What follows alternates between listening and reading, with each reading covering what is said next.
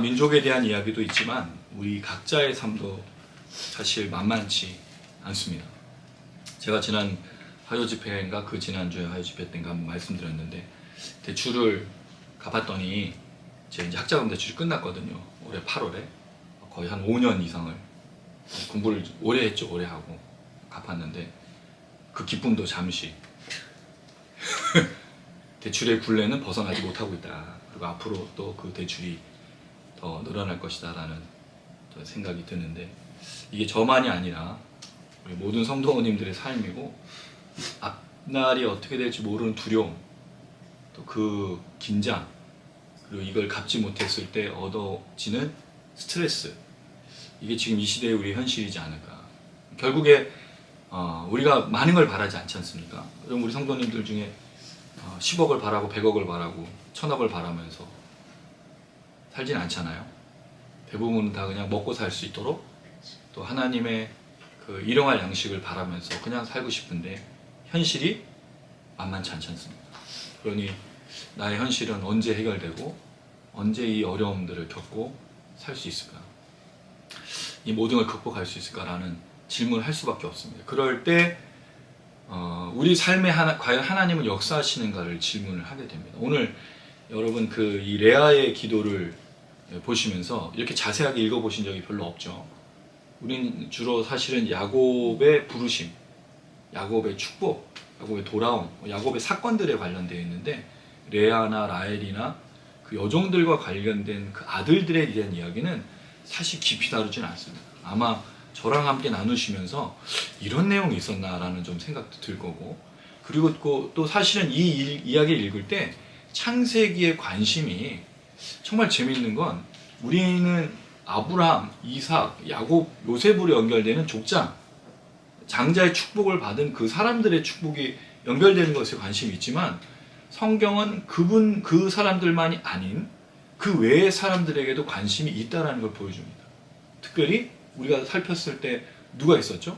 하갈과 이스마엘 그리고 에서 심지어 가인에게 나타나셨던 하나님을 본다면 하나님 성경 우리가 알고 있는 그 중심된 인물에게만 관심이 있는 게 아니고 하나님은 모두에게 관심이 있다는 거죠. 우리는 사실은 그렇게 배우지 않았습니까? 1등이 되고 머리가 될지언정 꼬리가 되지 말라는 말을 들었지 않습니까? 또 하나님의 영광은 어디에 있죠? 1등 성적이 좋든 좋은 대학을 가든 좋은 직장을 다니든 그런 거로 배우지 않았습니까? 하나님은 그렇지 않다라는 거. 하나님 우리에게 1등을 요구하시는 분이 아닙니다. 1등은 누가 요구했죠? 우리 부모가. 부모들이 다 자기 자녀들을 1등하게 바라지 너는 앞으로 꼴등을 해서 그 뒷받침을 해줘서 아이들이 기쁨을 주거라. 그런 부모 보신 적 있어요? 다른 아이들을 이렇게 해라. 네. 네가 이 어려운 일을 맡음으로 다른 사람이 편한 직장을 갈 수 있도록 네가 이 일을 해라. 그러니까 그런 부모를 보신 적이 있어요? 물고 뜯고 씹고 해서 어떻게든지 저 자리로 가야지. 그렇게 배우지 않았습니다. 근데 성경은 그렇지 않다는 거죠. 특별히 창세기를 보면서 더 근데 신약에 갇혀 있을 때는 이걸 잘 못 보는 거예요. 신약은 우리가 예수님의 일생을 다루기 때문에 이 이야기들을 다루지 않지만 구약은 사람에게 굉장히 관심이 많습니다. 그리고 하나님이 성경 중심 인물 이외의 사람들에게도 관심이 많다는 거예요. 그들 소홀히 하지 않습니다. 그래서 우리가 1등, 성공 이것과 관련이 그렇게 따진다면 야곱이 성공한 인생이라고 할 수 있을까? 특히 요셉을 우리가 아이들이 꿈의 사람 요셉. 그래서 요셉 그 학습법, 다니엘 학습법. 일단 요셉과 다니엘처럼 되는 감옥을 갔다 와야 되고요. 사자굴에 들어가야 돼. 전과자네요. 그렇죠. 전과자들이죠. 모함을 받고. 그러니까 우리가 말하려고 하는 게 뭐냐? 성경에서 뭘 뽑아내고 있냐는 거예요. 엑기스로. 성경이 말하지 않는 걸 뽑아내고 있는 것과 같다는 거죠. 우리는 오히려 구약에서 말하는 하나님, 창조주 하나님, 전능하신 하나님이 어디에 관심이 있는지를 주목했으면 좋겠다. 특별히 오늘 본문 레아. 이 레아라는 여인을 보면서 이 울분과 이 울부짖음이 느껴집니다.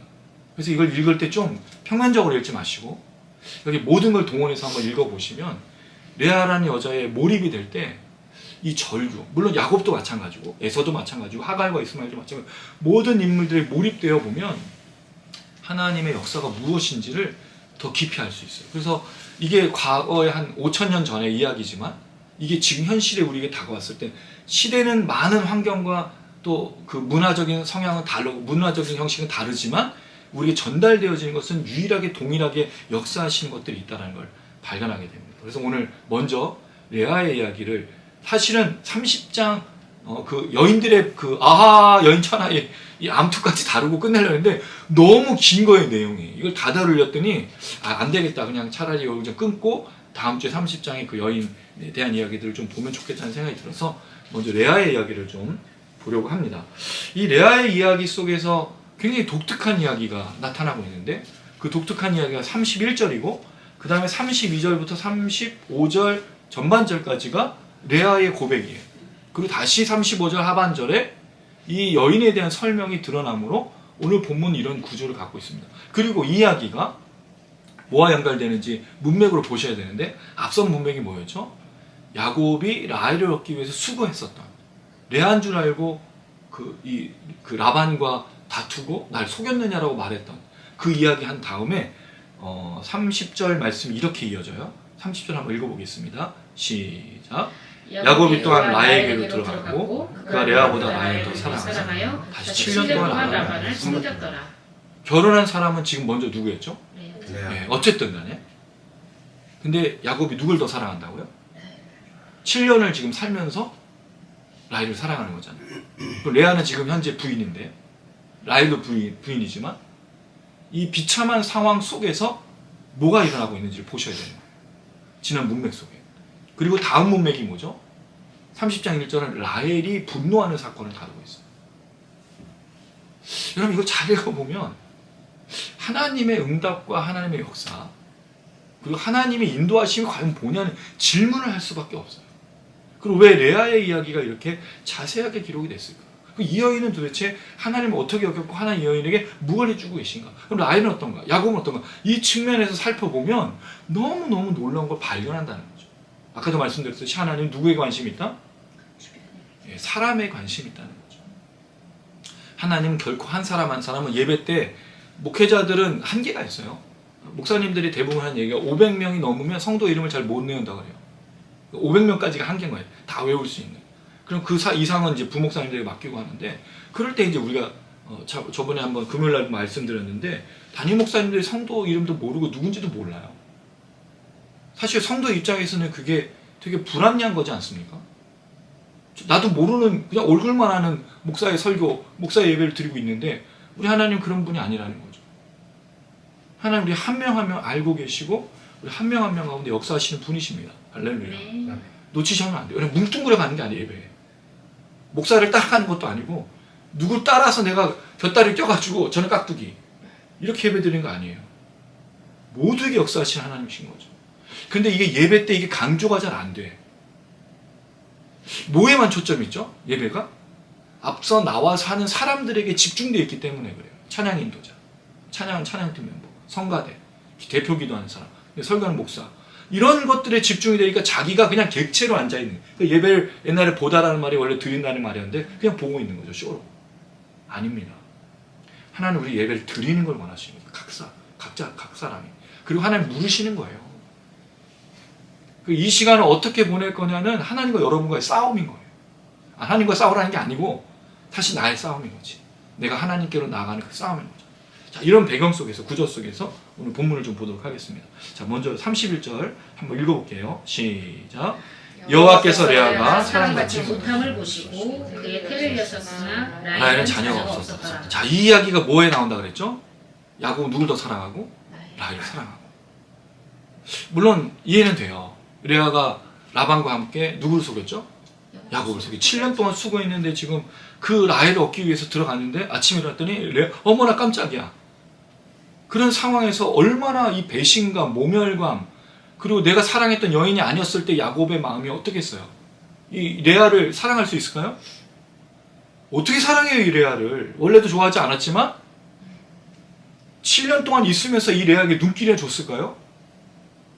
절대로요 여러분. 그리고 야곱은 원래 누굴 사랑했어요? 라헬을요.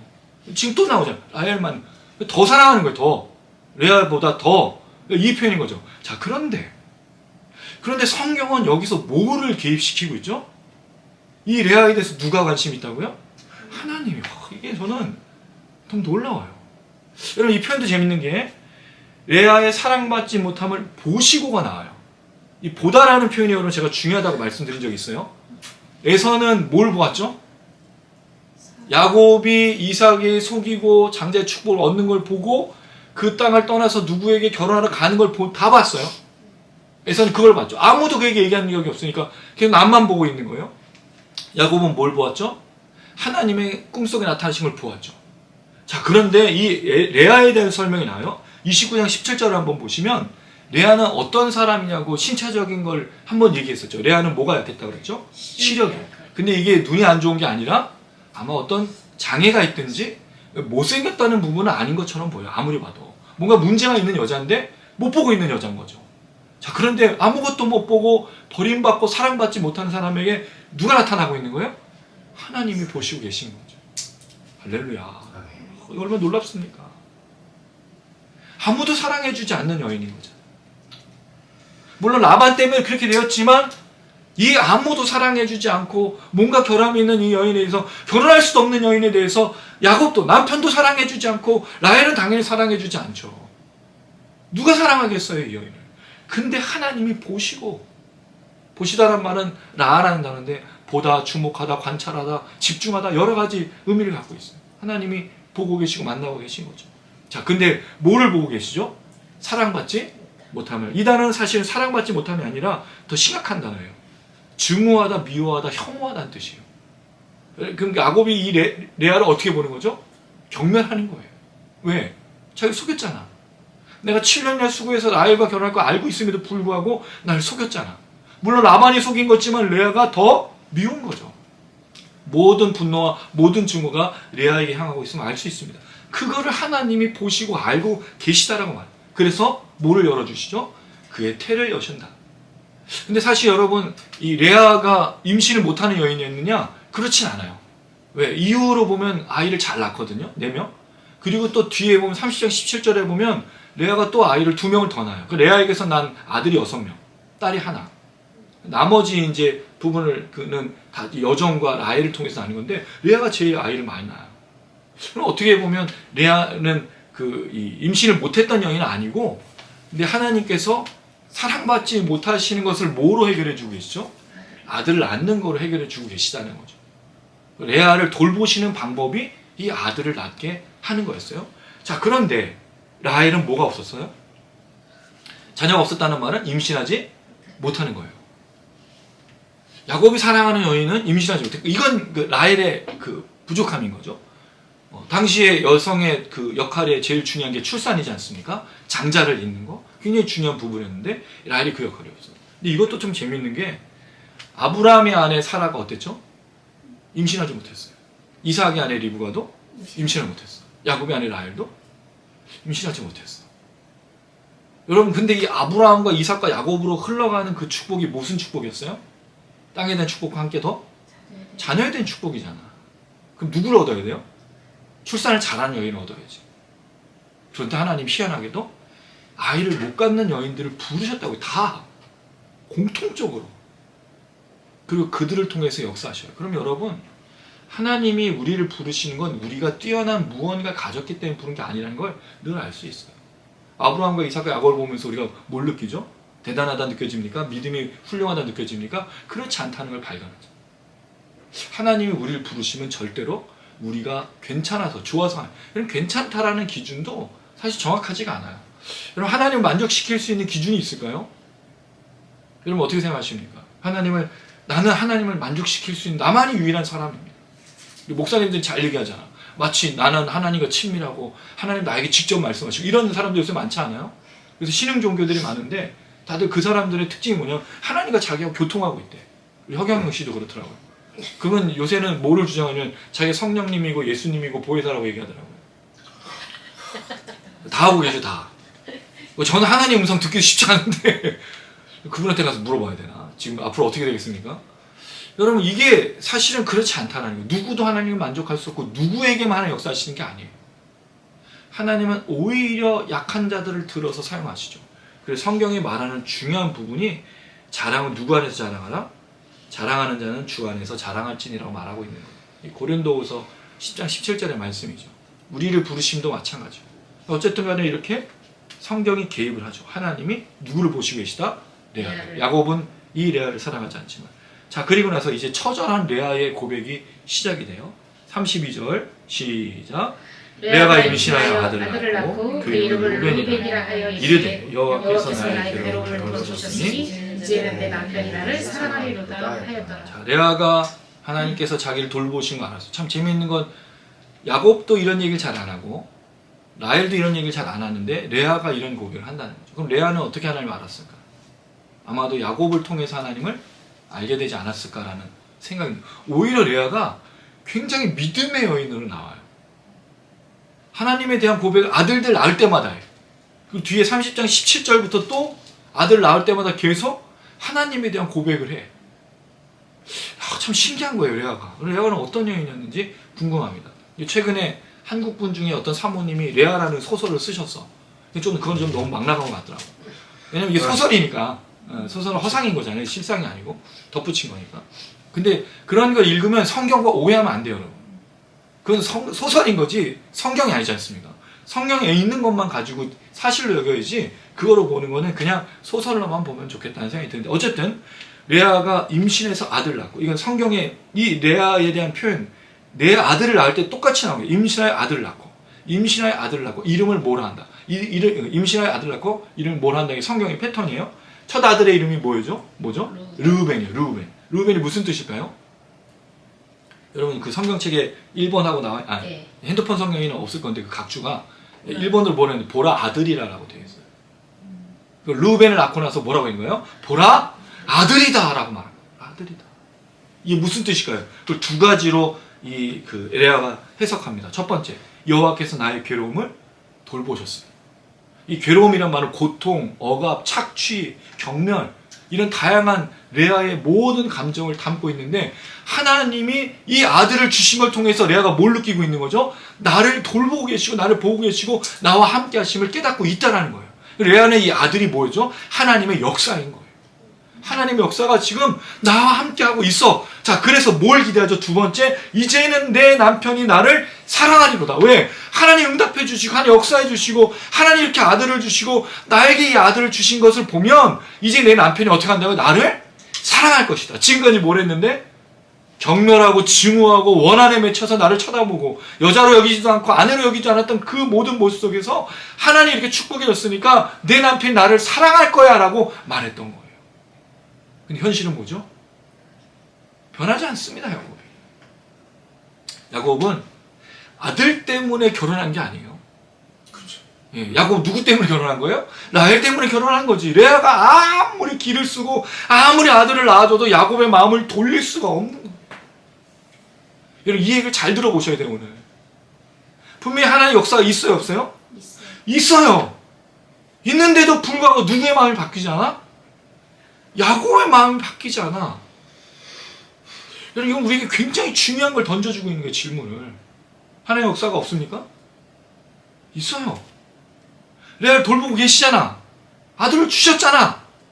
근데 왜 야곱의 마음이 움직이지 않느냐는 거. 굉장히 중요한 질문을 제가 던지고 있는 거예요. 이거 많이 생각해 보셔야 돼요, 여러분. 오늘 본문은 짧지만 고민해 봐야 될 게 너무 많아요. 자, 그 다음에 두 번째. 33절 시작.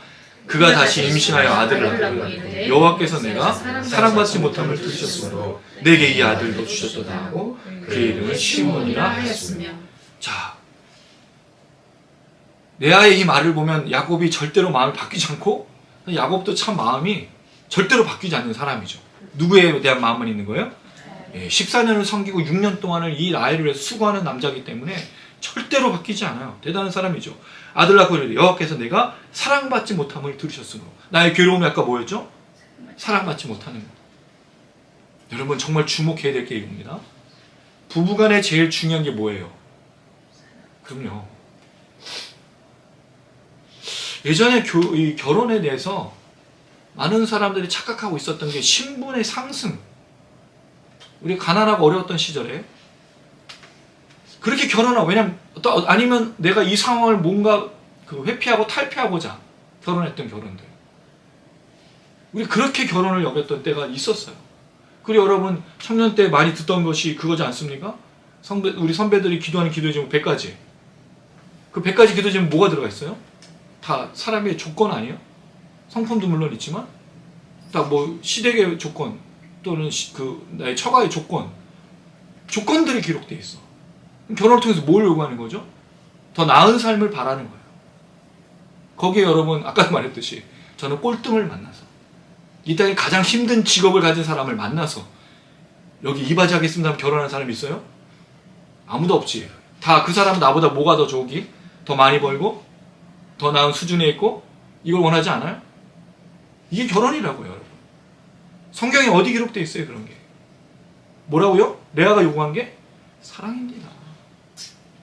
야곱이 라헬하고 결혼한 게 뭐예요? 사랑이잖아요. 둘이 한 몸을 이루는 것도 사랑이지 않습니까? 근데 만나다 보니 이 사람이 나는 뭘 해결해 줄 것 같고 뭐 그런 사람이 어딨어요, 세상에. 그럼 그 상대방은 나에게 대해서 뭘 요구할까요? 똑같이 요구할 거 아닙니까? 그럼 거래는 거야. 딜하는 거 아니에요? 그러면서 여러분 요새는 이제 이혼도 많이 하고 재혼도 많이 하는데 재혼을 사시는 목적들이 뭐냐? 자기가 지금 없는 거를 갖추기 위해서. 결혼도 마찬가지예요. 재혼도 똑같은 거예요. 부족함을 채우기. 결혼은 부족함을 채우기 위해서 하는 게 아닙니다, 여러분. 결혼은 사랑하는 거지. 사랑해서 하는 게 결혼이고 사랑의 삶을 유지하는 것이 결혼이라는 사실을 기억하셔야 돼요. 그렇지 않을 때 어떤 문제가 생기죠? 남편과 아내, 부모와 자녀가 무슨 문제를 겪겠습니까? 사랑 없는 결혼? 사랑으로 결혼하지 않았던 부모가 뭘 주겠냐는 거예요. 그리고 여러분 루벤부터 시작해서 12아들들이 보는 게 뭡니까? 4명의 엄마가 서로 싸우는 거, 갈등하는 거. 나중에 루벤이 그 여종하고 또 근친상간을 하잖아요. 이 말도 안 되는 사건들. 사랑 없는 결혼이 뭘 주는지를, 물론 여러분이 사랑이라는 걸 또 오해하면 안 되는 게 감정적인 게 아닌 걸 잘 알고 계시죠? 어떻든 간에 지금 레아가 요구하는 건 사랑이었어요. 근데 야곱이 사랑을 지금도 주지 않고 있다는 거예요. 이 시몬의 이름이 무슨 뜻이죠? 들으심입니다. 들으심. 그러면 레아는 분명히 하나님께서 나의 기도를 들으시고 나의 상황을 보시고 나의 모든 것을 알고 있다라고 고백하고 있다는 거예요. 하나님은 레아를 버리신 적이 없다는 걸 알고 있다는 말이죠. 그러나 뭐가 지금 현실에서 이루어지고 있지 않는 거죠? 남편이 변하지 않고 있어요. 남편이 바뀌지 않고 있어요. 무려 7년 동안, 무려 6년 동안, 더 13년 동안. 아마 이 레아하고 야곱이 어떻게 그 삶을 살았는지 모르겠습니다. 왜냐하면 20년이 지난 후에 가나안 땅으로 다시 돌아오죠, 야곱이. 그때 라헬이 죽지 않습니까? 그럼 나머지 시간을 레아랑 보냈을 가능성이 커요. 레아를 어디다가 묻냐면 아브라함과 이삭과 리브가가 묻혔던 곳에 묻히거든요, 레아가. 그 나머지 시간을 같이 보냈을 거란 말이죠. 그럼 그때 야곱의 마음이 돌아왔을까? 라헬이 죽고? 우린 몰라요. 그러나 분명히 레아의 삶은 처절한 삶인 거예요. 남편이 있으나 남편이 없는 거죠. 그러니 뭘 자꾸 낳는 거야? 아들을 낳는 거죠. 아들이 기대가 되고 아들이 모든 것이 되는 거죠. 남편의 역할이 있어야 되는데 남편의 역할이 없어요. 이게 얼마나 슬픈 얘기예요, 여러분. 레아의 이 고백이 웃고 있는 것이 아닌 거죠. 하나님의 역사가 있지만 하나님의 역사가 아닌 거죠. 하나님 지키시고 들으시고 하나님을 보호하고 계시지만 그 하나님의 역사가 내게 진적으로 역사하는지를 의심할 수밖에 없는 그런 상황인 거죠. 자, 그랬을 때 시몬, 하나님 들으셨다. 자, 그리고 나서 세 번째 아들을 낳습니다. 34절입니다. 시작. 그가 또 임신하여 아들을 낳고 이르되 내가 그에게 새 아들을 낳았으니 내 남편이 지금부터 나와 연합하려 두고 그 이름을 레위라 하였으며. 이 레아는 포기하지 않아요. 세 번째 아들을 낳으니까 이제 뭐라고 생각하죠? 3명, 3세번. 3명. 물론 3세번은 그들에게 없는 얘기예요. 3명을 낳았어. 그러니까 이제 남편이 나와 뭐 할 것이다? 연합. 연합이 뭐예요? 함께 하는 거죠. 그래서 레위라는 이름이 연합이라는 뜻이에요. 재밌지 않습니까? 여러분, 이 레위 지파가 나중에 뭘 하죠? 제사장을 하잖아. 그랬을 때 민수기 18장 1절에서 2절을 보면 이들의 제사장의 직분을 감당할 때 하나님의 증거막 안에 들어가는 일들을 말해줘요. 그 레위의 역할은 뭐죠? 하나님과 사람을 이어주는 역할. 그래서 나오신 분이 누구죠? 레위의.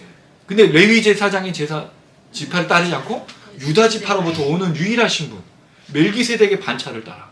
그 예수 그리스도. 하나님과 화목하게 하는.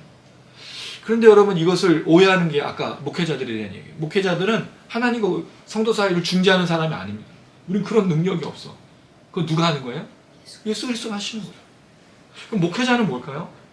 제가 신대원을 들어갔을 때 저는 그런 걸 배우지 않았어요. 방언하기, 기적 베풀기, 질병 치유하기. 우리 목사님들 그 신학교 교수님들이 과목 중에 오늘은 방언, 오늘은 예언, 오늘은 계시, 그 다음에 질병 치유 이런 거 없었어요. 그런 거 배운 적이 없어. 우리 뭘 배웠냐면 철학을 배웠습니다. 인문학과 언어를 배웠어요. 성경 언어, 히브리어, 헬라. 그 다음에 해석학. 그런데 여러분 우리가 이걸 하지 않았는데 어떻게 질병 치유와 이걸 해요? 그 능력은 목사들에게만 있는 게 아니라는 거죠. 그럼 목사가 뭐예요? 목사는 설명하는 사람이에요. 선생이에요. 가르치는 자입니다. 근데 이게 바뀌었잖아요. 마치 우리가 대제사장이신 예수님처럼 성도들과 이 하나님 사이 이어가지고 우리의 찬양, 우리의 섬김, 우리의 모든 걸 통해서 하나님 막 임재하시고 내가 모사의 지팡이를 들면 사람들이 막 물러가고 이런 것들을 기대하고 있는 데가 아니라는 거예요. 우리 해리포터가 아니야. 해리포터는 과목에 뭐가 있어요? 익슬레시온 뭐 한번 하면서 지팡이 휘두르는 거 하는 게 있잖아. 우리 그거 배운 적이 없어요. 우리는. 목사를 착각하면 안 돼. 우린 그런 걸 배운 적이 없어요. 우리 성경만 배웠지. 여기에 조직신학, 실천신학, 선교신학, 역사신학, 성경신학을 배웠지. 그러니 여러분 목사에게만 치유 연사가 있는 게 아닙니다. 모든 성도들에게 있는 거예요. 어떤 권사님에게, 어떤 장로님에게, 어떤 분들에게 있을 수 있어요. 그럼 목사만 갖는 게 아니거든요. 그럼 목사의 역할은 분명하죠. 성경 누가 가르칠 수 있어요? 전문적으로 배운 사람이 가르쳐야 되는 게 맞잖아요. 그 역할을 하는 거예요. 그럴 때 레위가 연합이라는 뜻이야. 자, 그럼 이걸 보면서 레아와 야곱이 연합을 했을까요? 자, 이게 다 이런 말이에요. 하나님의 응답은 분명히 있었어요. 그렇죠? 그 표현을 보면 하나님이 들으셨고 돌보셨고 이렇게 되어 있어요. 그런데 남편에 대해서는 뭐라고 얘기하죠? 내 남편이 사랑할 거야. 내 남편이 나와 연합할 거야. 자, 35절에 보면 내가 이제 찬송할 거야. 무슨 뜻이에요? 야곱이 내게 역사해서 야곱의 마음이 풀려져서 나를 받아들이고 내가 이제 야곱과 함께 즐거운 인생을 살아갈 거라고 다짐하고 소망하는 거지 역사가 일어난 게 아니라는 거죠. 어떤 역사는 있었어요? 하나님 들으시고 지키시고 돌보신 역사는 분명했지만 이 부분에 있어서는 일어나지 않는 일들을 이야기하는 거죠. 자, 그렇게 해서 35절 넷째 아들을 낳습니다. 읽겠습니다. 시작. 그가 또 임신하여 아들을 낳고 이르되 내가 이제는 여호와를 찬송하고 이로 말미암아 그가 그 이름을 유다라 했다. 자, 유다의 이름이 뭐예요? 찬송이에요. 찬송. 그래서 여러분 그 지파가 그 세 지파씩 그 네 군데 동서남북으로 나눠져 있죠. 그래서 맨 오른쪽이 그 입구예요. 성전의 입구, 성막의 입구인데 그 성막의 입구에 누가 있냐면 유다가 있어요. 그래서 성막의 입구를 들어갈 때 찬송으로 들어가는 것이다라고 해석을 하죠. 예수전도단에서 나온 그 옛날에 그 찬양 인도자라는 책에 보면 그런 법이 있어요. 찬양 인도의 법, 찬송으로 들어가서 점점 지성소로 나아가는 그 예배 인도법이 있어요. 근데 웃기고 앉아 있는 거예요. 아니 뭐 틀린 건 아니지. 그걸 해석한 걸 그렇게 하는 건 맞는데 그럼 찬송으로 부르면 하나님께로 나가고 그 깊은 찬양은 또 뭐고 낮은 찬양은 뭐고 빠른 찬양은 뭐고 느린 찬양은 뭐예요? 그 찬양을 그렇게 구분할 수 없는 거잖아. 찬양의 형식이라는 게. 찬양 감사와 애통과 고백과 이런 걸 담은 걸 찬양이라고 하지. 빠른 찬양, 느린 찬양, 야 빠르게 해! 옛날에 우리 그 찬양 인도할 때 고등학생 친구 하나 있어서 찬양팀에 같이 하다가 본인이 고등부에서 찬양 인도했다고 생각. 자 빠르게 해! 더 빠르게! 이렇게 인도를 했어요. 느리게 해! 느리게. 아, 무슨 마음인지는 이해가 되지만 찬양은 그렇게 하는 게 아니잖아요. 찬양 우리 고백, 하나 임재, 그 회개 모든 걸 담고 있는 건 아닙니까? 어쨌든 간에 유다는 찬송인데 그럼 여기서 이제는 내가 찬송한다는 말은 그전에 찬송 안 했는데 지금부터 하겠다는 뜻인가요? 그게 아니고 이제 남편이 나에게 돌아와서 찬송의 삶만 가득하게 되겠다는 기대하는 거죠. 레아는 참 처절하지만 하나님의 응답 속에서 계속 꿈을 꾸고 있는 거예요. 계속 기대하고 소망하는 거죠. 자, 그럼 이제 이런 질문이 생기잖아요. 이 희망 고문 아니에요, 이거? 하나님 그렇게 느껴지는 거지. 예배에 은혜가 있어요. 기도 응답이 있어. 자, 그럼 거기까지만 살게. 조금만 더 버티게. 마치 이런 거죠. 뭔가 있을 것처럼, 뭔가 잘 될 것처럼, 뭔가 일어날 것처럼 계속 하나님이 우리에게 뭔가를 보여줘. 근데 실제로는 하나도 일어나지 않아. 이게 2000년 전 예수님께서 오셨을 때 성도들의 삶이었어요. 초대교회 성도들이 내가 조금 있다 올 거야? 누가 말한 거죠, 이게? 예수 말씀하시잖아요. 예수는 거짓말하지 않는 분이니까. 그러니까 성도들은 뭐라고 생각했어요? 로마가 멸망했을 때 진짜 예수님 오실 거를 생각한 거예요. 근데 예수님 왔습니까? 안 왔죠. 조금씩 견뎌. 그러다 베드로가 그 베드로서 전서 후서를 쓸 때는 완전히 이제 신앙이 흐트러지기 시작한 거예요. 왜? 예수님 온다고 해놓고 사기쳤어. 예수님 사기쳤어. 근데 이거를 막으려는 방법이 없잖아요. 그러니까 교회가 흔들리기 시작하니까 수많은 이단들과 함께 싸우면서 예수님 오지 않는다. 상징적으로 온다. 막 이런 별을 이야기들이 나타나게 된 거예요. 그럴 때 베드로가 우리가 나그네 인생으로 주의 날을 하루가 천년 같고 천년이 하루 같은 날을 기다리며 살자라고 말하는 게 베드로 전후서의 이야기인 거예요. 지금도 마찬가지 아닙니까? 주님 오십니까? 조금만 더 버티면 잘 될 거라고 늘 얘기해요. 제가 좀 죄송한 게 그거예요. 우리 성도님한테 하는 거짓말 중에 하나. 조금만 견디시면 잘 될 겁니다. 제가 맨날 그렇게 얘기했잖아요. 그게 잘 되셨어요? 잘 된 일이 없잖아요. 지금 우리 경집사님도 많이 힘들어하세요. 또 우리 모든 성도님 삶이 그래요. 또 민석 형제도 페이스북 읽어보면 되게 힘들어. 아니 우리 모두가 다 그렇지 않습니까? 기대와 소망이 있나요? 이 희망 고문 아니야? 희망 고문? 하나님 은혜 주시고 뭔가 기도 응답을 주시는 것 같지만 결국에는 아무것도 일어나지 않고 아무 역사도 없는, 실제로 일어나야 될 역사, 실제적으로 일어나야 될 모든 것들은 없고 그냥 우리의 마음만 흡족하게 하는 그런 역사이지 않는가라는 질문에 빠지게 된다는 거죠. 결국 레아처럼 하나님 분명히 들어주셨죠. 하나님 분명히 역사하셨죠. 분명히 함께 하셔요. 근데 왜 야곱에게는 역사가 없냐라는 거예요. 왜 야곱을 움직이지 않으시냐는 거예요. 왜 하나님 나에게는 응답하시고 나에게 은혜를 주시는데 왜 야곱에게는 변화가 하나도 일어나지 않고 있냐는 거예요. 이게 우리 고민 아닙니까 사실? 하나님 희망 고문하는 걸까요? 자, 여기서 우리가 주목해야 될 게 있어요. 레아의 입장에선 이렇게 하나님의 역사가 분명히 있습니다. 그럼 야곱으로 한번 이야기해 볼게요. 야곱에게 하나님의 역사가 있습니까? 없습니까? 야곱에 하나님의 역사가 있나요? 없나요? 있죠. 여기 어떻게 왔어요? 하나님 나타나시면 왔잖아요. 그리고 라반이 자기를 속였지만 하나님 자신과 함께하면 그가 깨닫지 않습니까? 그 하나님의 역사 속에 야곱도 살아가는 거예요. 근데 레아는 어떤 여인이에요? 나를 속인 여인, 나를 배반한 여인, 그 경멸할 수밖에 없는 그 여인인 거예요. 자, 여기서 그럼 야곱에게 하나님의 역사는 없는 걸까요? 있는 거죠. 그럼 야곱은 뭘 해야 되는 거예요? 레아를 사랑할 거냐 사랑하지 않을 거냐를 도전받는 거죠. 이게 레아의 입장에서는 야곱의 마음이 바뀌기를 위해서 애쓰는 수고와 노력이 있는 반, 야곱에게 또 뭐가 있어야 되죠? 이 레아를 사랑할 거냐는 하나님의 은혜를 받아서 사랑할 것이냐는 도전과 많은 것들이 있어야 된다는 거죠. 여러분 이게 굉장히 중요한 거예요. 또 한 명의 인물이 있습니다. 누가 있죠? 라헬이 있어요. 자, 30장 1절. 라헬이 야곱에게서 아들을 낳지 못하니까 사랑은 지금 14년 동안 받고 있어요. 그렇잖아요? 근데 이 사랑을 받고 있는데 뭐가 불만족이야? 애가 없어. 그러니까 누구를 미워해? 언니도 미워하고 누구도 미워하고 남편도 미워하고 하나님까지 다 미워하잖아. 그럼 라헬의 입장에선 사랑을 그렇게 받았는데 지고지순하게 자기를 사랑해준 남편이 있는데 만족스러웠어요? 놀라워 이게. 이걸 보면 인생은 이런 거예요. 우리가 착각하면 안 된다는 거예요. 하나님의 은혜가 있다고 사람의 마음이 바뀌는 게 아니라는 겁니다. 우리의 마음이 바뀌는 거지 그 사람 마음이 바뀌는 거예요? 이걸 놓치면 안 된다는 거죠. 노력해야 되는 거예요. 누가? 레아가 노력하듯이. 레아는 절대로 포기하지 않은 남편을.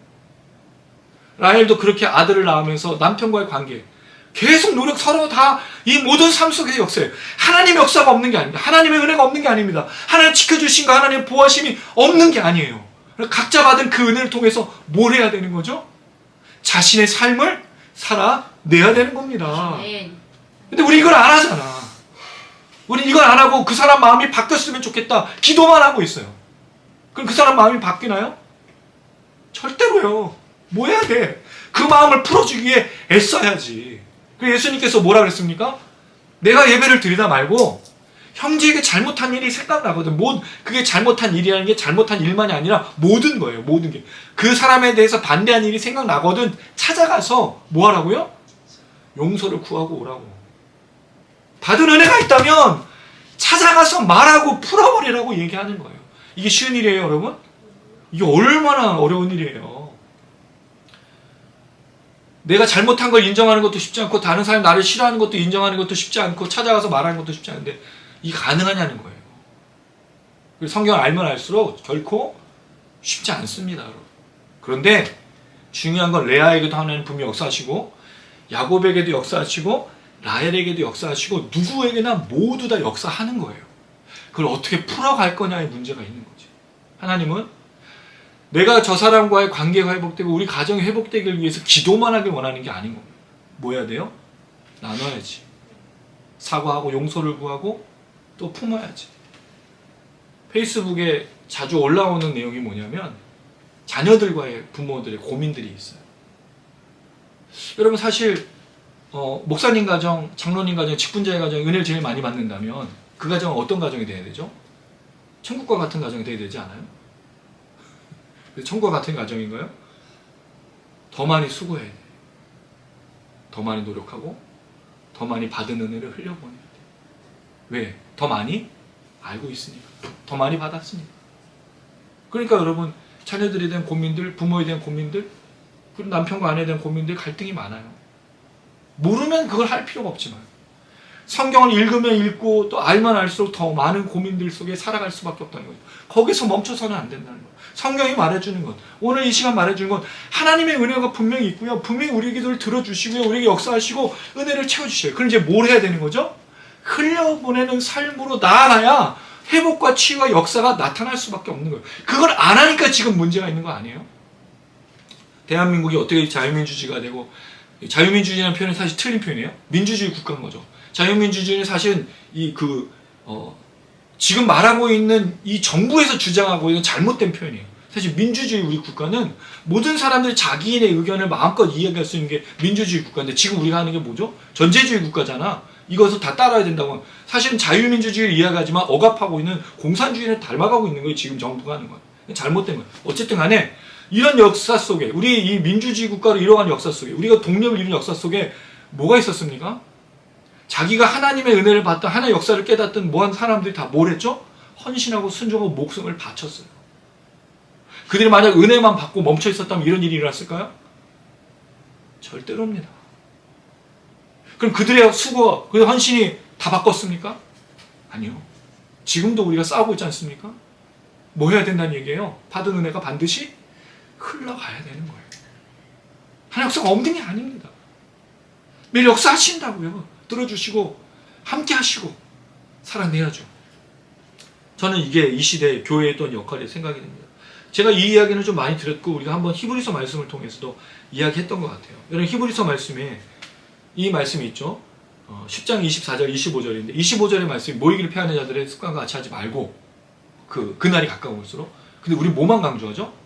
모이기를 피하지 않는 것만 강조하잖아. 그게 말세의 특징이니까 늘 모이자라고 하는데 거기 더 앞선 말이 뭐냐면 이 이야기예요. 히브리서 10장 24절. 서로 돌아보아 사랑과 선행을 격려하며가 있어요. 그냥 모이라는 게 아닙니다. 받은 은혜를 흘려보내는 걸 얘기하고 있어요. 여기 서로 돌아보아라는 말이 굉장히 재밌는 표현인데 인지하다, 알아채다, 주의 깊게 숙고하다는 뜻을 갖고 있어요. 그 서로 돌아보는 게 뭐죠? 다른 사람을 알아채고 인지하고 주의 깊게 숙고하는 거예요. 오늘 왜 그러신지, 오늘 어떤 건지 물어보고 알아내고 함께 하는 걸 말하고 있어요. 그 다음에 사랑과 선행을 격려하다는데 격려하다는 말이 도전하다는 뜻이에요.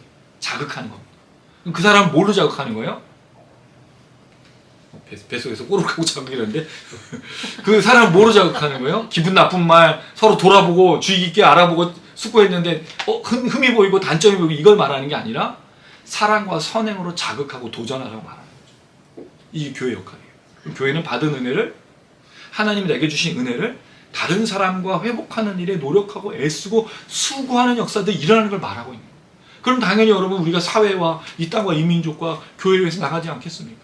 결국 문제는 뭐죠? 모였다가 모이는 것으로 끝난 거예요.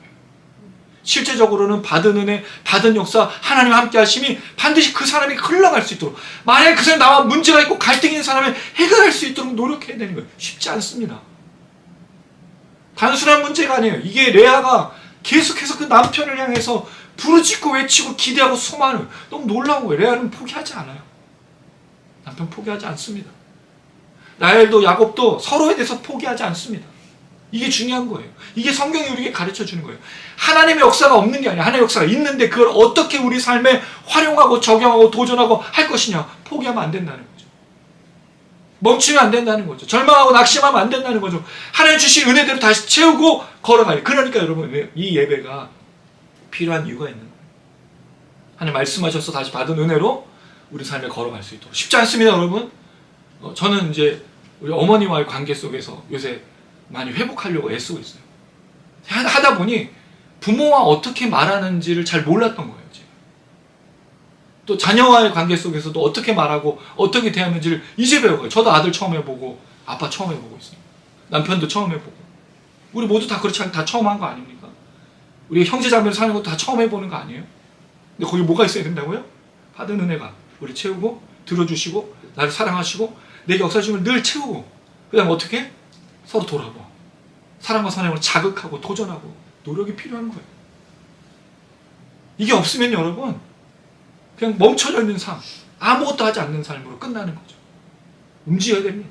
도전해야 됩니다. 살아내야 됩니다. 이게 지금 이 시대에 필요한 거예요. 그러니 여러분, 많은 사람들이 토요일마다 횃불을 들고 촛불을 들고 이 나라가 바뀌기 위해서 교회를 향해서 눈물의 기도를 하고 이 부정세습을 하고 잘못된 길을 가는 그 교회들 향해서 외치는 수많은 사람이 성명서도 내고 하는데 그런 거예요. 우리도 해야 된다는 거죠. 우리도 움직여야 된다는 거죠. 각자 맡은 삶 속에서 이 역사들을 이뤄가야 된다는 거죠. 그럴 때 하나님 분명히 언젠가는 그 일을 이뤄주실 겁니다. 아니, 이뤄주시지 않을 수도 있어요. 아마 우리가 못 볼 수도 있습니다. 그러나 중요한 건 하나님 은혜를 받은 대로 살아내느냐 살아내지 않느냐가 더 중요한 것이라 저는 생각합니다. 모두에게 기도 제목이고 정말 어려운 삶을 살아갑니다. 경제적으로 굉장히 어렵고 하나 해결하면 또 하나의 문제가 생겨요. 근데 그게 우리의 진짜 문제가 아니고 진짜 문제가 무엇인지를 기억하면서 하나님이 우리를 사랑하시고 들으시고, 여러분 정말 하나님이 여러분을 사랑하십니다. 사랑하지 않을 수가 없어요. 그냥 들으시고요. 이걸 놓치지 않고 이 은혜를 채워서 흘려보내고 나눠주고 사랑과 선행을 격려하며 도전하며 돌아보는 우리 모든 성도님들 그 삶 되기를 주님의 이름으로 축원합니다. 아멘.